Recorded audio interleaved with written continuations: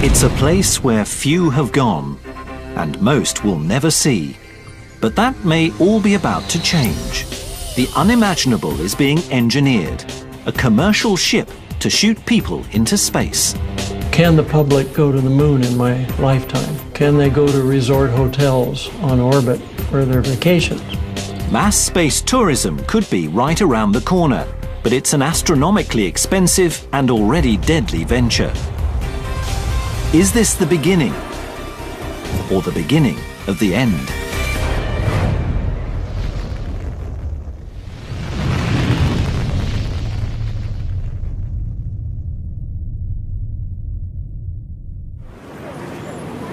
When it comes to innovative ideas, one man seems to have no shortage of them.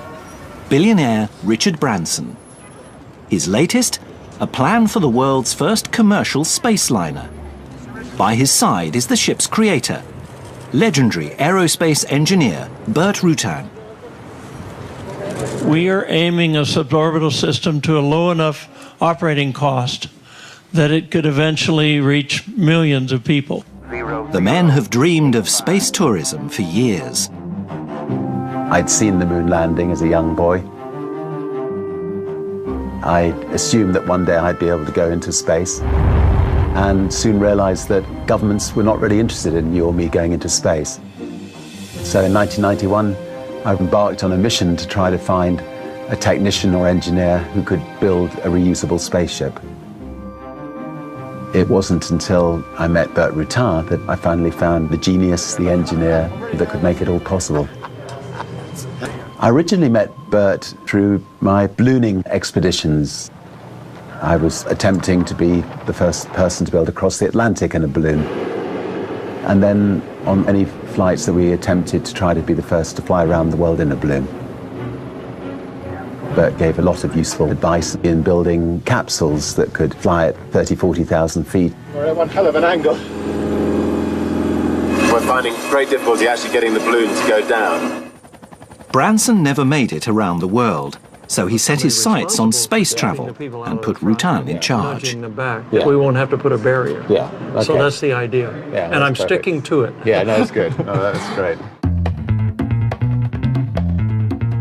Burt Rutan is an icon in the aviation world.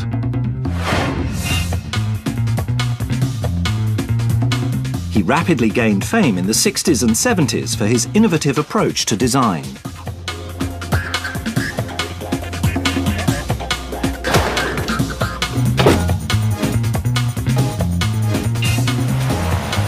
For over 3 decades, he designed, built and tested new aircraft at the startling rate of more than one a year.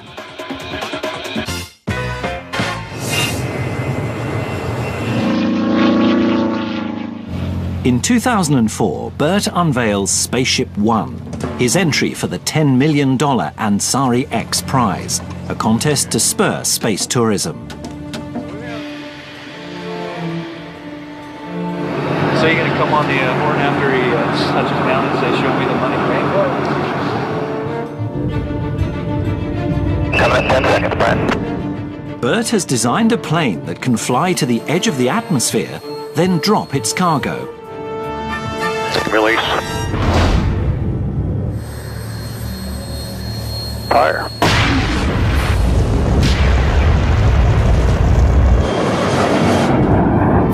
Holy crap, that was close.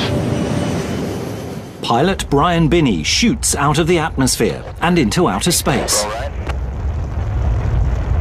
350, suggest shutdown. Roger, shutdown.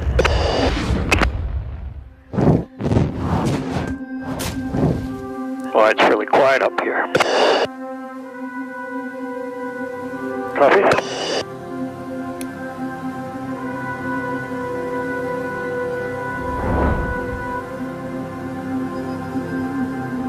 Coming down. The spaceship returns safely to Earth. 3, 2, 1. Burt's team wins the civilian space race You are the man. and the $10 million prize.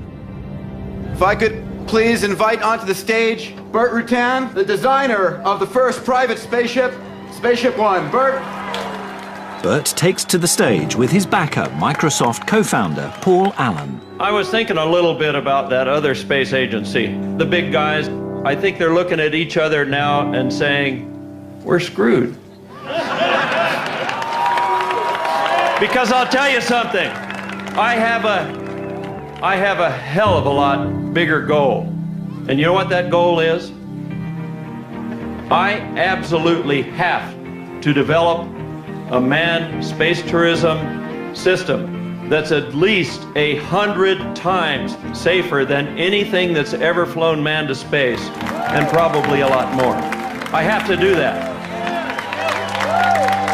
Virgin Galactic Airways was born a week ago. 3 years from now, Bert has promised to deliver 5-seater spacecraft to take people into space, and hopefully it'll be the start of a lot of people being able to enjoy space.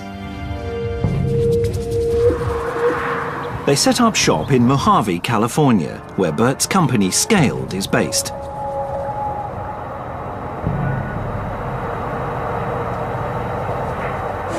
Here, he assembles some of the world's youngest and smartest engineers. The cool thing about Scaled that I realized day one is that there's this, this culture of really smart, amazing people. Matt Steinmetz was leading engineer on the prize-winning Spaceship One. Bert puts him in charge of the Virgin Galactic project. Sorry. 2-second snapshot of the flight. Across the board, it was a learning experience and a hell of a challenge. I mean, it's just, everything is big. It grew in size, and everything came along with it. Spaceship One was only designed for a few test flights. This time, Matt's in charge of constructing a spaceship safe for passengers. Different game than Scaled has ever dealt with. We've got to carry 8 people in there, 2 pilots, 6 passengers. So there's just a whole lot of depth to what does that really mean to building a spaceship, that you can fly every day. To succeed, they have to do what only 3 governments have done before them: put human beings in space.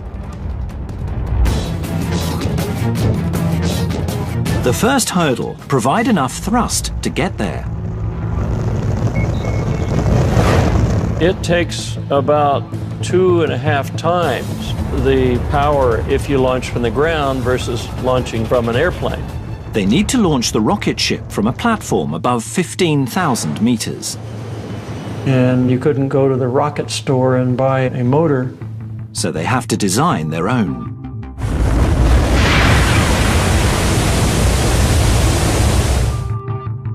They also need a way for the ship to re-enter the atmosphere without breaking apart or burning up. Being able to do that and still be able to glide and land on an airport, that was the big aerodynamic challenge. 50 degrees. Did I say 50? So I set out to develop something that could be thrown at the atmosphere at any angle, and it would itself straighten out. Well, pretty stable, huh? Nice and stable. That's why we call her feathered re-entry, because like the little badminton shuttlecock, you can throw it backwards, but it straightens out.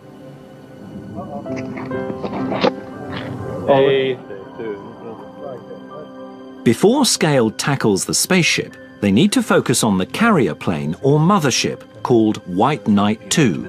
Lead engineer Bob Morgan is overseeing the odd-looking plane's construction. And you've got the spaceship suspended in the middle, and you've got the 2 cabins here. The team works for a year on electronics, hydraulics, flight controls, and the plane's one wing. How'd that all work out? Where's your foam blocks at? Today, they're installing the wing on its 2 fuselages. A major milestone for the program. It's 140 feet span, and it's a continuous one-piece wing from tip to tip. So it pretty much fills this room minus about 10 feet on each end. Did y'all catch that? Yes. Okay, here's the assignments. On the left wing, we've got eyeballs, Zach and Steve. You got Zach Reeder. This is basically his wing. It's his baby. He was the guy that built all the pieces and parts, so he's got a lot invested in it. The wing itself is mine.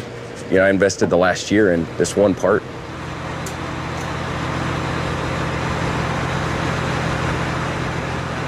Aft. Okay, give me a little more. If it bumps the tops of the rods, we're not going to freak out.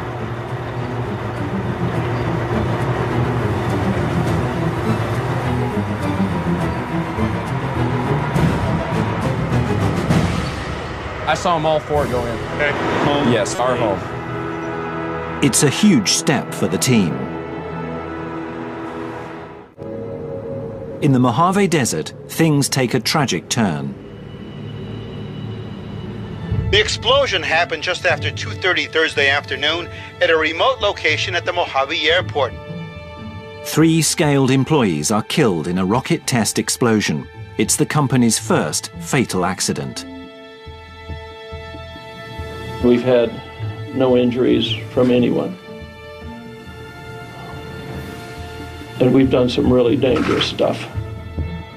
Bert loves his people. When the accident took place, you know, it hit him like nothing I've seen has ever hit anybody.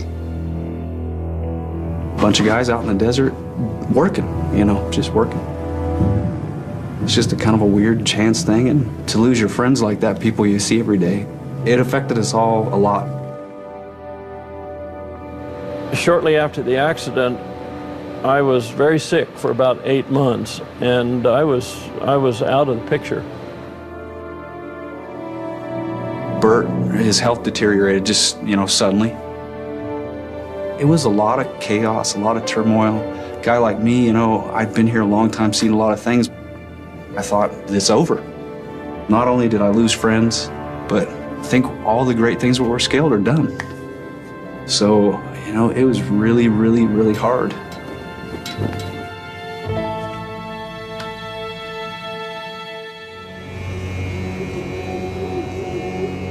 A year and a half after the tragedy, the team is still pushing forward. And today they're pushing the mothership, White Knight 2, from the hangar to see if she can fly.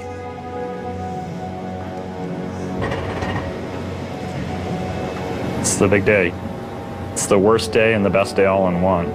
For project aerodynamicist Jim Teig, this flight will test 4 years of calculations and design. You got to figure out, you know, where you're right, where you're wrong, what assumptions you made were valid, which were invalid. The guys who fly the airplane are my friends, and I don't want to see anything happen to them. Ever. You know, so it's an emotional day. White Knight 2 has never been wind tunnel tested, so the only way to find out if it flies is to take off.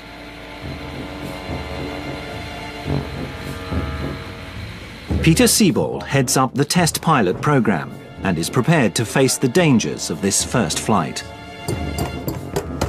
The objective is to get airborne as fast as possible and then enough power to prevent overspeed after liftoff. Planned test altitude 16,000 feet. If we're out of control below 10,000 feet, we're heading for the door chase. Give us a reminder of what our altitude is if we're having troubles. I'll make the decision to head for the door. Clint, you get to the door, open it up, and I'll probably be pushing you out. So.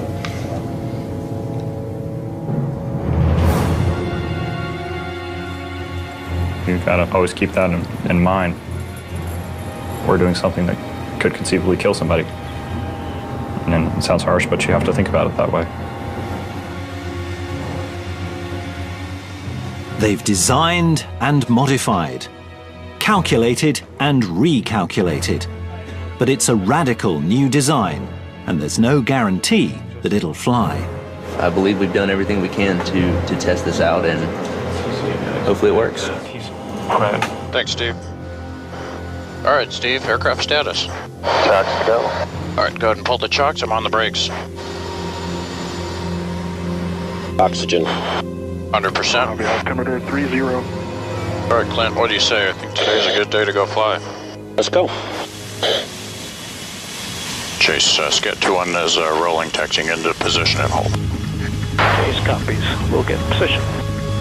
Tower, Scat 2-1 is taxiing into position and holding for chase. Mojave Tower, Scat 21 holding short at 30. Request takeoff clearance. Mojave Tower, airborne pickup's approved. Winds are calm, runway 30, cleared for takeoff. Okay, guys, have fun. Will do. Number 1, throttle. Idle. Number 1, start.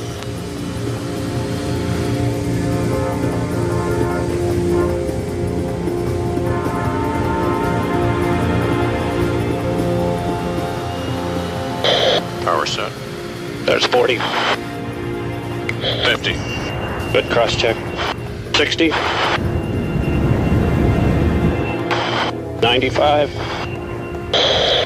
100. 105.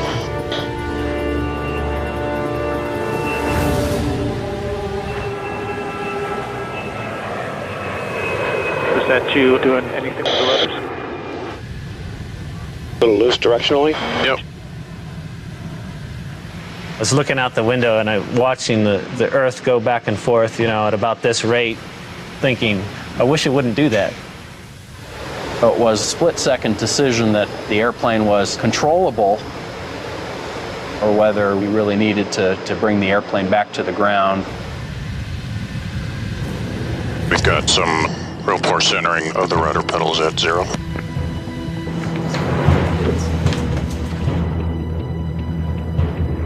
Base from 2-1 on hot mic feels like might have pretty significant rudder lock issues. I think they're going to get worse with altitude, but if he goes faster, it's going to get more pronounced. TC, make sure they watch their speed, and if they keep it slow, otherwise the forces are just going to get worse. We're just working through how to control the rudders here. All right, Clint, we'll need to get your feet on the rudder pedals. Back to scale. And just whatever you do, don't get dynamic with it. Just keep your pedals, just lock them. Perfect.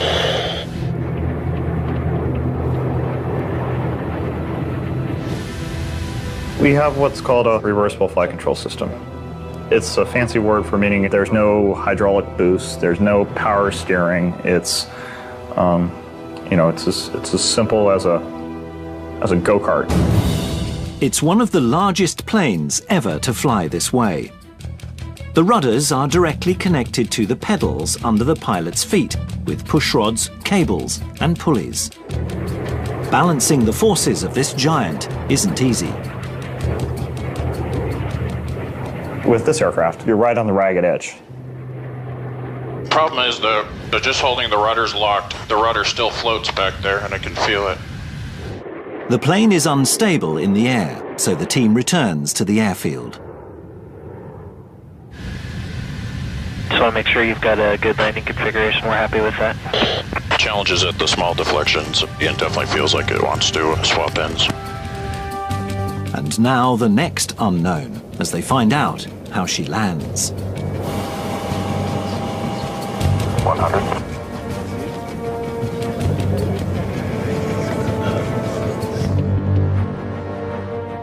Ten. 107. 3, 2 inches.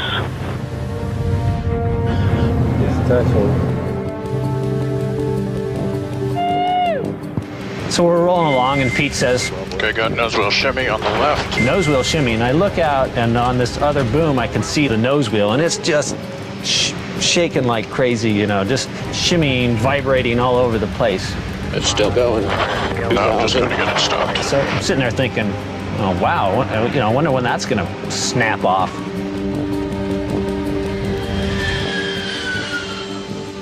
The team anxiously waits as White Knight 2 wobbles to a stop.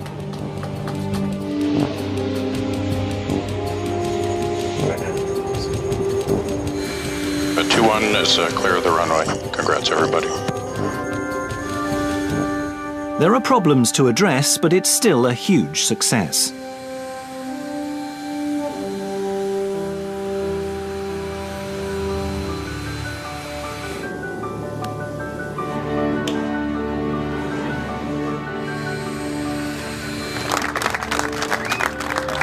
By the time we pulled up in the chocks and got out, Bert came to greet me and whispered in my ear, "We think it's the gear."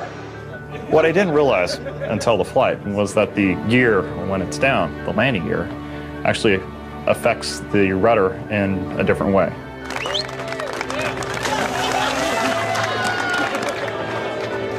I probably should have seen it before the flight.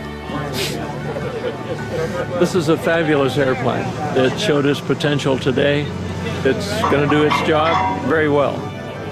We fought the hurdle of the accident with the rocket motor. We got through that. So really the next big one was, are we ever going to fly this gigantic airplane? So really now, you know, the focus kind of changes to rocket motors and spaceships. That's really the next big goal in my mind.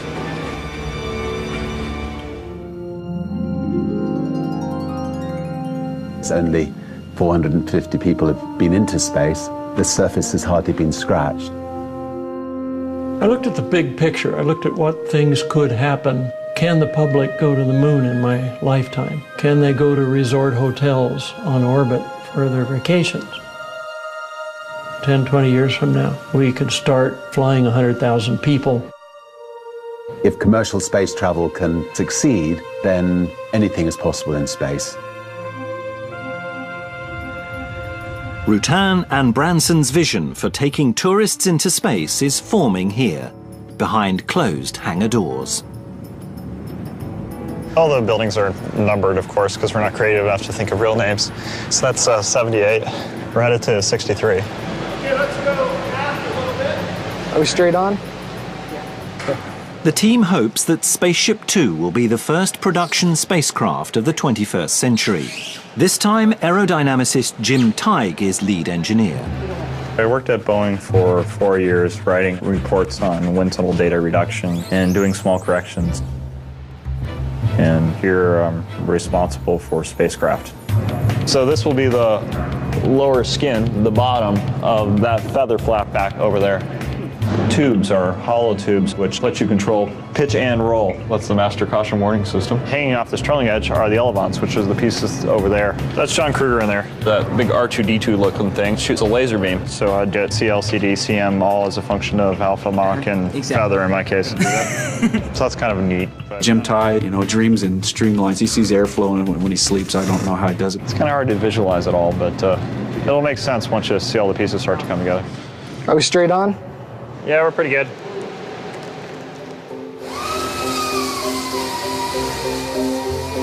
Bert had a desire to make a bigger vehicle so the passengers could enjoy space and float around. That's fine. Jim's ship will have to fly at 4 times the speed of sound and withstand forces of up to 6G, which would tear most planes apart. Okay, Clicos. Not too tight. Wait for the shot bags. He's building it with carbon fiber composites, just fabric and glue. You can see it's like a textile, right? It's just fibers running this way, fibers running this way. And along the direction of the fibers is where the material is strongest. Made correctly, carbon composites are lighter than aluminium and stronger than steel. But one mistake could invalidate all of Jim's calculations and cause the spacecraft's feather to fail. This is the upper outer right-hand boom skin. This is the last major part right here. Woo! It's hot in there. We gotta have the top of the tail out. More. The new part is ready to be fitted into the spaceship's feather. How are we on height back there? The team is one step closer to turning Rutan's vision into a reality. Houston flight is go. T-minus 10, 9, 8. Before Rutan's Spaceship 1, the only manned winged vehicles to go into space were the Space Shuttle and the X-15. There were tragic incidences involving both re-entering the atmosphere. I was there at Edwards when Mike Adams was killed in the X-15. He re-entered the atmosphere crooked. It resulted in X-15 breaking up and him losing his life. Bert's solution is to fold the spaceship in half, feather it, so it can drop back into the atmosphere safely, like a shuttlecock, without the pilots even touching the controls. It should slow the ship so quickly that heat buildup won't be a factor. Then the pilots will reconfigure the craft as a glider and land back on Earth.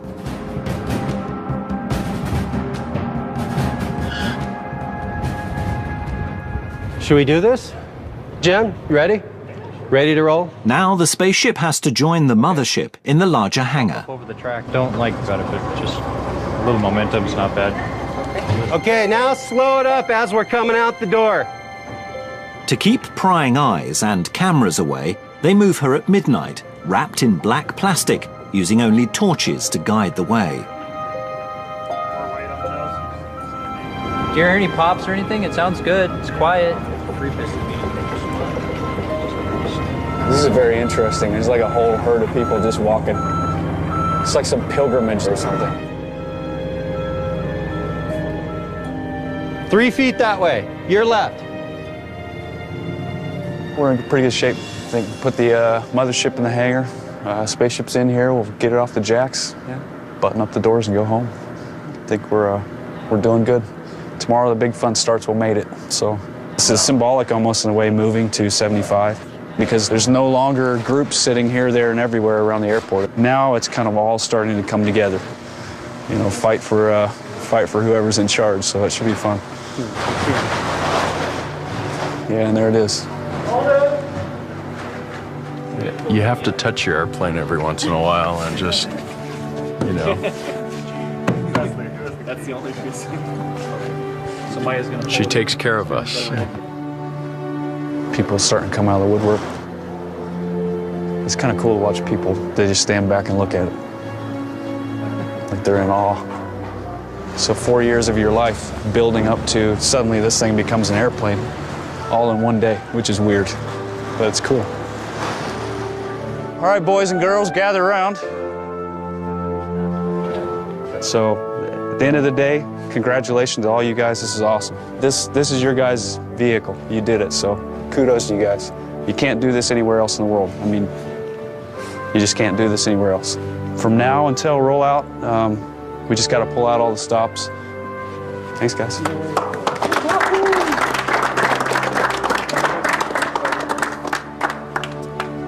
See you at 7. See you at 7. See you, Danny.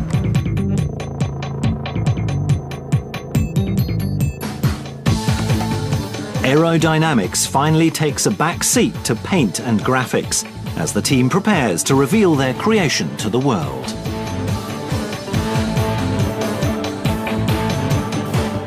After decades of dreaming of space, Richard Branson arrives in Mojave to unveil Spaceship Two. Oh, it's a bit of wind here. Hi, bud. Hey, welcome back. You're looking really extremely well. The partners in the space tourism program are reunited. You couldn't have walked this far last time. I was within a couple of weeks of just saying, I'm going to do something here. Yeah. Oh, thank God for that. I ended up having heart surgery maybe only 3 weeks after I was in New York. Yeah. Oh, that's great. Got it taken care of. The friends take a look at the cockpit of the mothership that will carry both the spaceship and, in the other fuselage, the astronaut trainees. I think that the passengers ought to be trained during a space launch. What you do is you go up and your wife is over there, I mean halfway to there. Yeah. Hello, have a nice flight. She drops off, the rocket fires, off they go, and then when they disappear, then you do your weightless training and your G's and your land. You can do it all in the same flight. But Bert and Richard are already looking beyond short hops into space to fully fledged space travel, complete with orbiting hotels. A space hotel can look like almost anything you want it to look like. Knowing Virgin, I suspect it'll be the shape of a giant V floating through space. I think the important thing about being in a space hotel is that you have massive windows, so you can actually look out at the universe around you and marvel at it. But if you just have a bubble in several places on a big resort hotel, in which you can go in there and pull the curtain and just float around without the noise and the encumbrances. One of the benefits is these almost religious-like opportunities. So we want to dream, and we want to try to make those dreams a reality.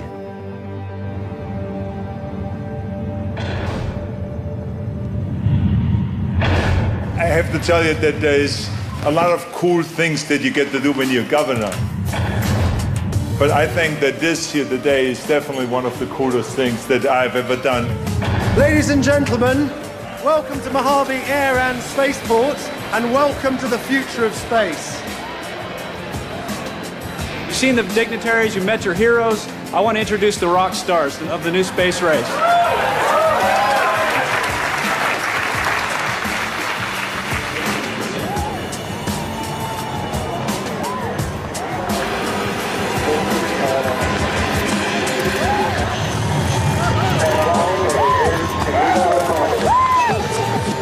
It's not the sexiest spaceship ever. With the unveiling comes much celebration, but the world's first spaceliner still faces many tests.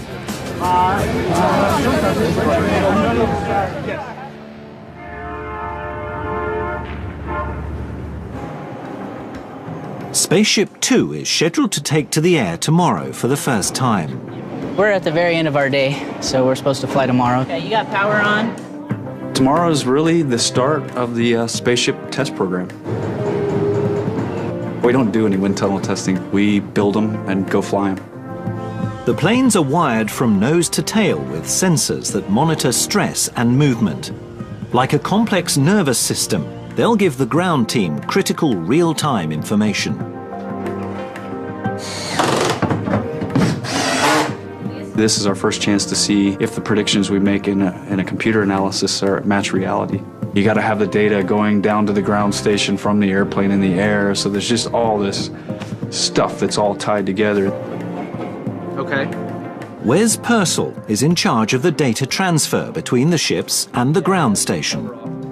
When you're trying to meet a deadline and you're trying to get something as big of a milestone off as like a first flight in this for the spaceship, you know, it's like a deadline comes up and you don't want to be the guy that says, okay, my stuff's not working right. But for Wes, that's exactly what's happening. And we got to be done by 5 or else we're not flying tomorrow morning. I did do one slight configuration change today, which I am seriously regretting now. So we did deviate from what we tested last night. And I knew it was a risk, and I took it, and it was a good one.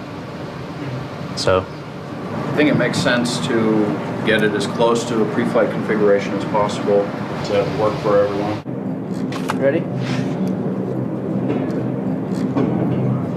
Anything? It's at 0 right now. There's Alpha. Talk to any telemetry engineer, and I think they'll tell you that that sometimes you get problems that you scratch your head over. You're not sure exactly what it is. If you tell me within 5 minutes that it's a miracle, I'll keep pressing. But otherwise, I'd say let's just. We don't know what's going on. I'd say. Let's just pull the plug. Let's wait. I understand that it's not going to work exactly the way I want it to, but you still want it to work. All that stuff. Yeah, we're going to knock it off for today. So not flying tomorrow? Not flying tomorrow. Okay. We're close. We'll go have a great day Monday. Don't look so sad, Wes. Why not? We're not flying tomorrow. Yeah, let's go. Turn and burn.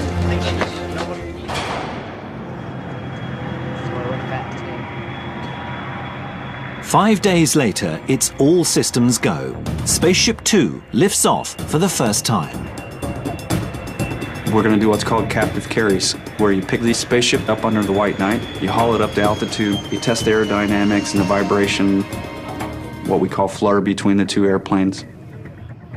We'll smack the flight controls around to try to excite vibrations and make sure that it quits moving on its own. 1.1, 1.2. What could happen We could lose, you know, Spaceship 2, White Knight 2, and three of our friends, you know. The team puts the mated spaceship and mothership through strenuous testing in the air. The nose come down a little bit, get speed up. 5, 6. Yeah, we don't do any wind tunnel testing. This airplane kind of is the wind tunnel test. God's wind tunnel is the big blue sky above us. But these tests are preludes to the next trial of the program, the maiden flight of Spaceship 2. The attention shifts to the pilots taking the plunge. I can't even estimate how many times I've thought through all the what-ifs. Launching from 45,000 feet, you've got roughly 12 minutes. 2G pull. We've got a significant problem. If you don't have good answers for what you're going to do in those situations, then you get scared.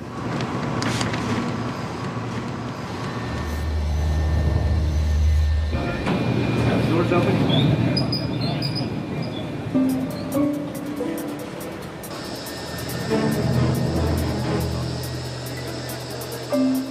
Okay, coming out, John. Finally, test day. The team prepares for the first flight of Spaceship 2. All right, good morning, everybody. It's time. We'll finish briefing here by 6, step to the aircraft, hoping to start it by 6:20 to make a 7 o'clock takeoff. We'll climb to altitude and drop when we're ready for it. It'll be the first time that spaceship's flying on its own. It's a little scary. It's, you know, my friends are going to be dropped in an airplane that's never flown before for 45,000 feet. Hopefully it flies right the first time, or right enough to get it on the ground safely.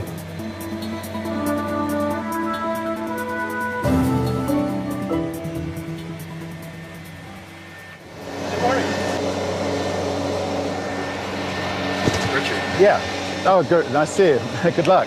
Exciting. Any concerns? The only challenge is it's a short flight, so yeah. We've got to figure out how to fly it in a pretty short amount of time. Yeah. But good luck. see you Thanks very much. Cheers. Yeah.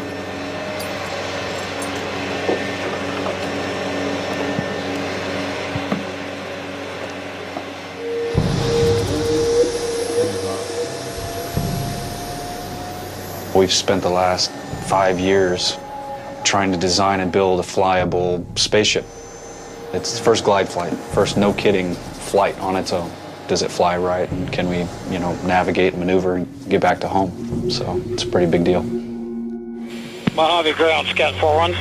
Scout 4-1, Mojave ground, line clear, honey. 4-1, flight's ready to taxi. Loud and clear, taxi White Knight 2. Taxi runway 30, convertible 4 altimeter 3016. The first time an airplane flies, usually you take off just a little bit, and you get a little bit of daylight underneath the wheels and set it back down. With Spaceship 2, that's not an option because it doesn't have a propulsion system that lets it take off by itself. So the idea is actually to go as high as you can, which seems maybe counterintuitive, but it gives the pilots the maximum time possible to figure out how to fly the airplane, or if things are really bad, get out of the airplane. At Mojave, it's time for the first flight of Spaceship 2. And base, confirm still green for takeoff. 4-1, base, that's firm, green for takeoff. Mojave Towers, 4-1's ready for takeoff, 30. Runway 30, clear for takeoff. Clear for takeoff.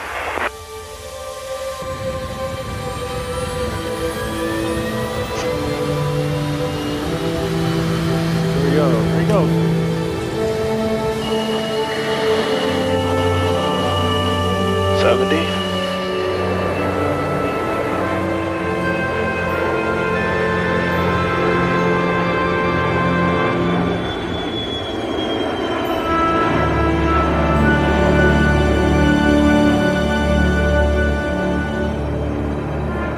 I love it. That was gorgeous, wasn't it? I can't help, I got tears in my eyes. Oh. Every time I see the thing, every time I see it go, I just wonderful. You just well up.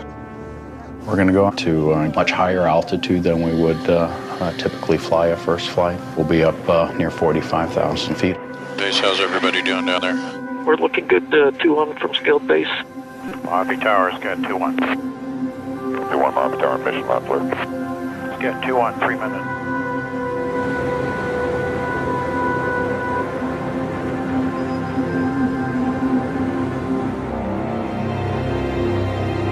Scale base is green for release. Elevons to go. Have a good one. T-minus 60 seconds, waiting for arm. Okay, base is giving us go for release, so I'll arm it at 30 seconds. All right, you can arm it. 40 seconds.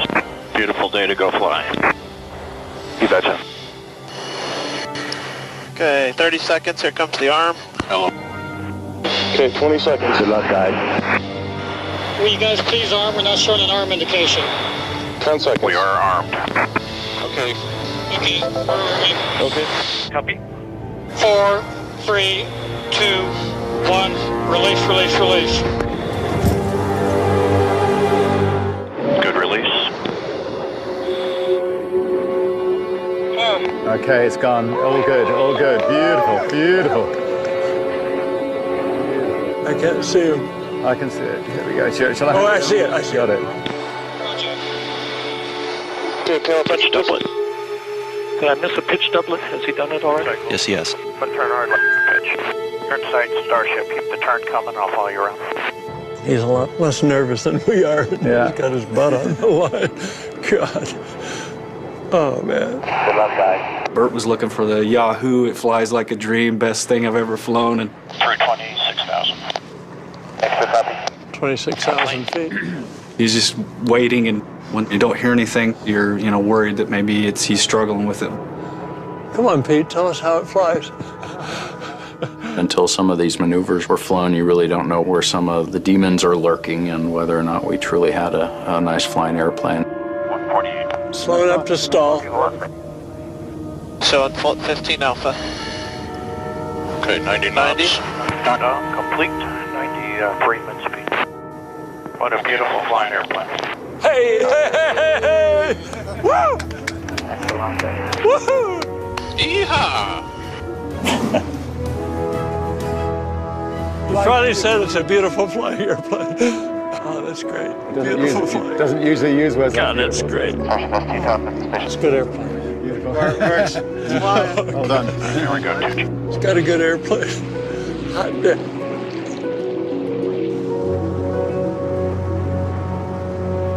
Two-1 scale base. We are green for landing. Well, this is one of the 3 real big risks.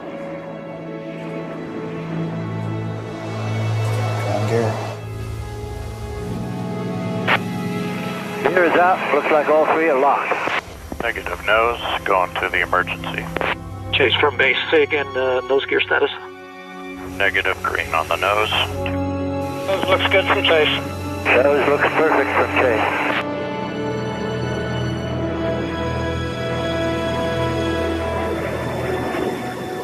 Very nice. 20 feet. 10 feet. 6 feet. 3 feet. 2 feet. 1 foot. 1 inch. Beautiful job, Pete. Go.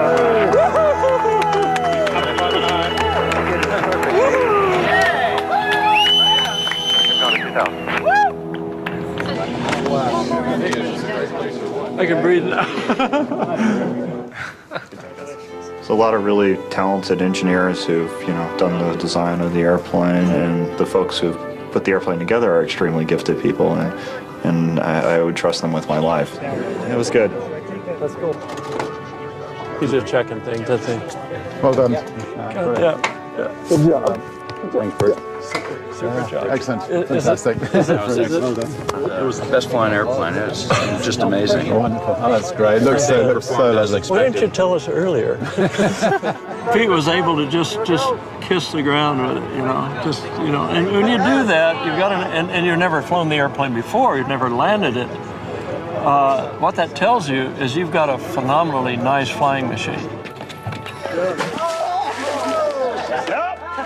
There's plenty to celebrate today, but the real celebration seems to be galaxies away. Taking a shuttle to the moon may one day become a reality, or it could forever remain a dream, lost in space.